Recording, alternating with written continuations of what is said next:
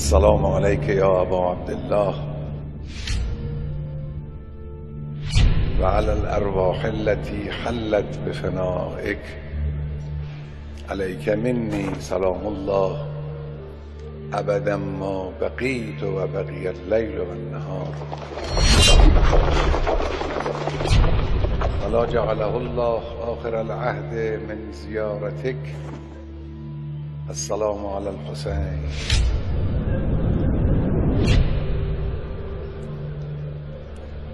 وعلى علي بن الحسين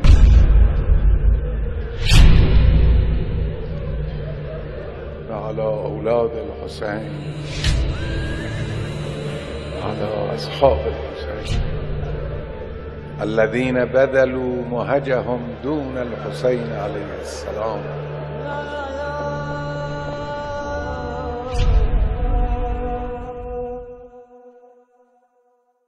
یه روزی 2-3 ساعت برق خانه شما در تابستان قطع بشه، پدر و مادر ناراحت از گرمازدگی خودشون نیستن، زن و مرد خانه ناراحت از کلافه شدن و عرق ریختن خودشون نیستن، اما مادر خانه وقتی نگاه میکنه میبینه این بچه قنداقیش، این بچه شیریش از گرما خوابش نمیبره، طاقت نمیاره، آرام نمیگیره، جگر او آتش میگیره.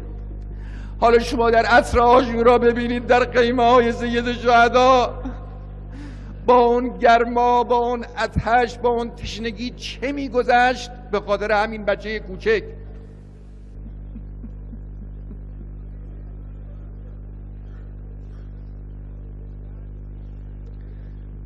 بعضی ها بودن شاید بیش از 1 شبانه روز بود تو اون گرما آب ننوشیده بودن، یقینا اینا به فکر خودشون نبودن وقتی علی اصغر رو میدیدن.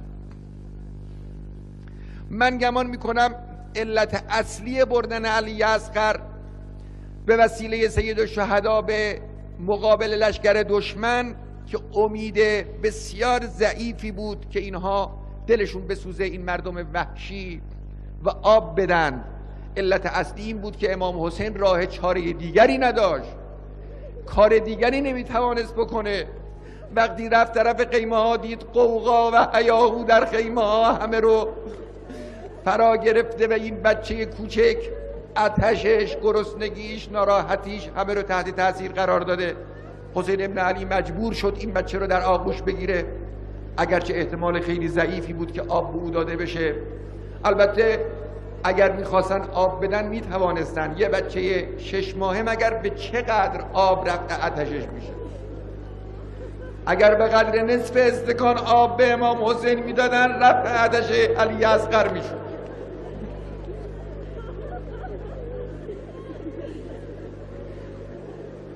با وجود این امید ضعیف حسین ابن علی علیه السلام این بچه رو در آغوش گرفت، برد، او رو روی دست بلند کرد، به همه نشون داد.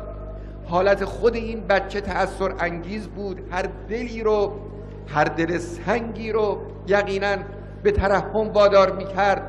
حضرت مخصوصا استرهام کردن این حرف درسته که ان لم ترحمونی فرحموا هذا الطفل الرضیع، یعنی رحم کنید به این بچه کوچک. یک پدر برای بچه کوچک در این مواقع اضطراری این کار رو میکنه. اون نفس ابی حسین ابن علی علیه السلام اجازه میده به او که برای حفظ جان این بچه یه مقداری آب از اونها بگیرن، از اونها طلب بکنن. در همین حالی که حسین ابن علی لابد با یه حال بحرانی، با یه هیجان، با یه ناراحتی این بچه رو روی دست بلند کرده داره حرف میزنه، یه وقت یه چیز عجیبی رو احساس کرد. دید این بچه‌ای که از گرسنگی و تشنگی بی حس و حال افتاده بود، سر خودشو نمیتوانست نگه داره، گردنش یه طرف کج شده بود. اون چنان این بچه دست و پا میزنه روی دست پدر، همینطوری که نگاه کردید خون از گلوی علی اصغر سرازیر شده.